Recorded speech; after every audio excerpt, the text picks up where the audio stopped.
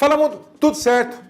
Eu sou Ronaldo Bergamasco e seja muito bem-vindo ao canal Mundano. Mais um vídeo que falaremos sobre um país que não é tão conhecido no mundo.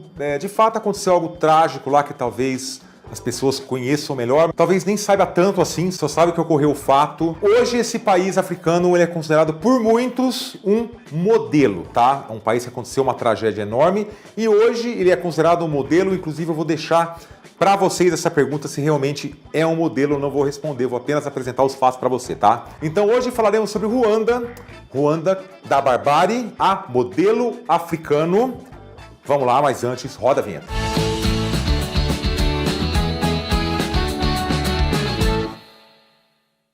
Para começar, como a gente costuma fazer com frequência, vamos nesse primeiro bloco apresentar o país para vocês, tá? Alguns dados sobre o país. Sobre a República de Ruanda. É um pequeno país sem litoral, localizado ali nos grandes lagos africanos. Tem mais ou menos aí o tamanho de Alagoas e abriga cerca de 12 milhões de habitantes. A capital e maior cidade é Kigali, que pode ser escrito dessas duas maneiras. Kigali tem cerca de 1 milhão de habitantes e as línguas oficiais são o francês, o inglês, o Swahili e o Ruanda. Ruanda é subdividido em 5 províncias, que equivale mais ou menos aos estados aqui no Brasil, que por sua vez são liderados por governadores. E o país é uma república presidencialista e seu presidente é o Paul Kagame. A gente vai falar mais sobre ele mais pro final. Até 2001, Ruanda utilizava essa bandeira que você tá vendo aí, esse R ao centro. E desde 2001 eles utilizam essa bandeira que você tá vendo aí. Então há 21 anos. Então por enquanto é isso. Nesse bloco a gente vai falar sobre as etnias que vivem em Ruanda. A população local é predominantemente composta pelo grupo linguístico e cultural dos Banyarwanda, que é 99% da população do país. Só que os Banyarwanda eles são subdivididos em 3 grupos. O primeiro grupo são os Hutu, que hoje equivale a 85% da população. O segundo grupo são os Tutsi, que hoje equivale a 14%, e os Twa, que são apenas 1%. Os Twa são indivíduos de baixa estatura. Os Tutsi, predominantemente, eles são mais altos. Por séculos, Ruanda era dividido em vários reinos. Esses reinos eram governados por Tutsis. Os Tutsi, eles monopolizaram a criação de gado e eram mais ricos que os Hutus. E os Hutus era basicamente composto por agricultores, e era muito comum trabalhadores Hutu servirem a trabalhadores Tutsi. Mas mesmo assim, havia casamento entre Tutsi e Hutus sem problema algum. A divisão Tutsi-Hutu, até esse ponto, antes da chegada dos europeus, era meramente política e econômica, e a língua e a cultura eram praticamente iguais. Agora falando sobre a história de Ruanda.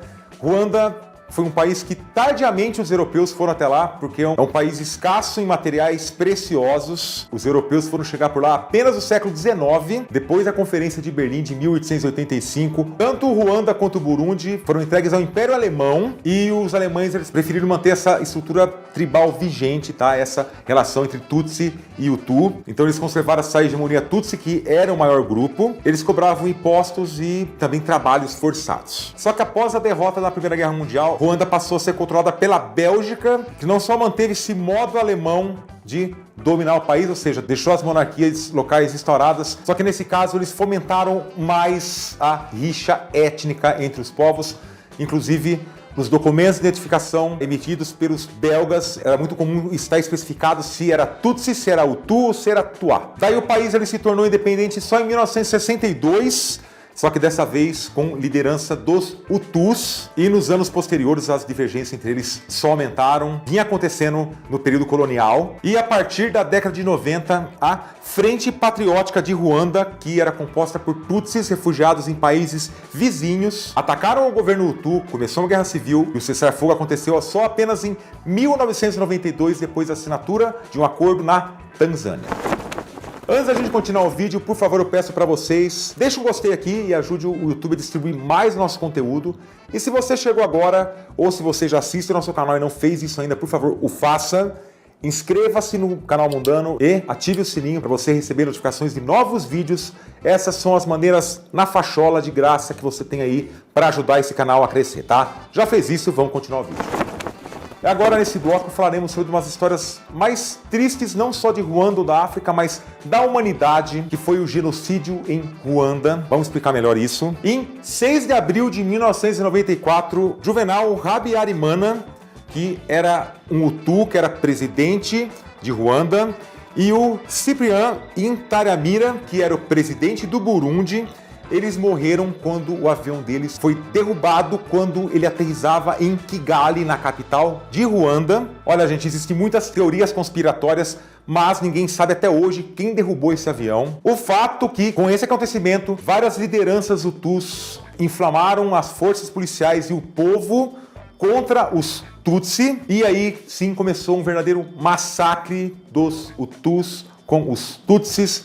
Foi uma coisa horrível, era vizinho atacando vizinho porque o vizinho era Tutsi. Foi um dos episódios mais sombrios da história da humanidade, com certeza. Para vocês terem uma ideia do tamanho desse genocídio, entre 7 de abril e 15 de julho de 94, cerca de 1 milhão de pessoas perderam a vida. 1 milhão de pessoas, gente, equivalia a 70% dos Tutsi daquele país. E, como eu disse, esse episódio nefasto da humanidade é conhecido como Genocídio de Ruanda de 1994 ou Genocídio Tutsi. Nesse período também, o que ficou marcado é que as grandes nações europeias e da América do Norte simplesmente ignoraram esse massacre e não fizeram nada para impedir isso. E, como eu disse para vocês, a bandeira de Ruanda, eu vou subir ela aqui de novo. Vocês podem ver que ela tem vermelho e ela foi substituída por essa outra que você está vendo aí, justamente porque eles não queriam que o vermelho remetesse ao genocídio de 94, tá? É isso. Agora que a gente deu todo o panorama para vocês, falamos sobre o nefasto genocídio de Ruanda, vamos falar sobre Ruanda hoje. Apesar dessa barbárie que aconteceu recentemente, muitos colocam Ruanda como um modelo para a África e para outros países em desenvolvimento. Bom, a sua economia é estável, se mantém em crescimento aí, e a sua renda triplicou nos últimos 10 anos. O nível de analfabetismo, ele está em queda faz alguns anos também. E em 2019, Ruanda lançou 2 smartphones locais fabricados no país, que é o Mara X e o Mara Z, que são os primeiros smartphones do continente africano.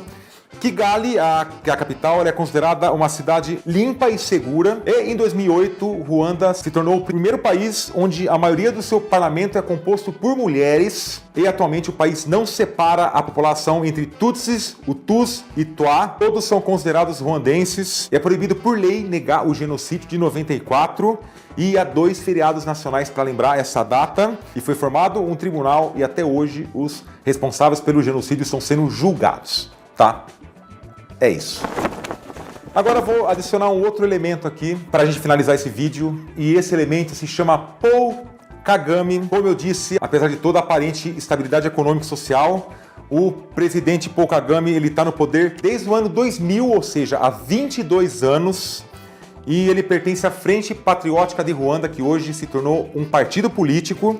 Analistas internacionais aí criticam muito um referendo feito em 2015 que permite a sua reeleição por mais 2 vezes e, se isso se confirmar, ele pode ficar na presidência do país até 2034. Outros analistas aí, eles questionam os altíssimos níveis de aprovação nas 3 eleições disputadas por Kagame. Eu peguei aqui, gente, foram 95,1% em 2003, 93,1% em 2010 e 98,8% em 2007. Bom, além de suspeita de fraude, seu governo aí, ele é acusado de impedir a liberdade de imprensa e de expressão, de perseguir opositores, corrupção generalizada e centralização exagerada do poder. Então o país, ele é modelo para a África, só que ele tem o mesmo presidente governando aí a linha dura. Lembrando também, gente, que eu falei sobre esse crescimento de Ruanda, mas ele é um país pobre, tá?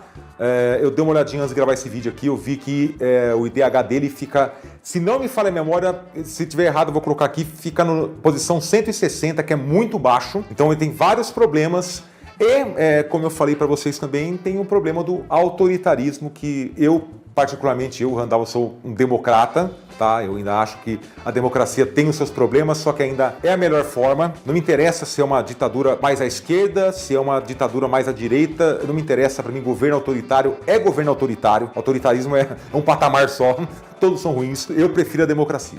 Eu prefiro poder falar, eu prefiro poder me expressar, eu prefiro poder ver o que eu quero ver. Mas, enfim, vocês conheceram um pouquinho então sobre a história de Ruanda, que passou da barbárie para modelo africano. Será? É isso aí. E chega ao fim mais um vídeo do Mundano. Eu gostaria muito de agradecer se você chegou até aqui. Mais uma vez, se você quiser deixar uma doação para o canal, tem o botão Valeu aí embaixo do player no YouTube, tá, gente? Tem valores baixos, valores mais altos. Toda doação, inclusive, vai aparecer nos comentários. Se você quiser ajudar a gente a manter esse projeto, vai ser de muito bom grado, tá?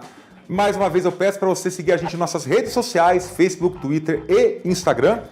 E a gente se vê na próxima semana em mais um vídeo do Mundano. Lembrando, quinta-feira às 11 horas da manhã. Um forte abraço a todos, gente. Muito obrigado, até mais. Tchau.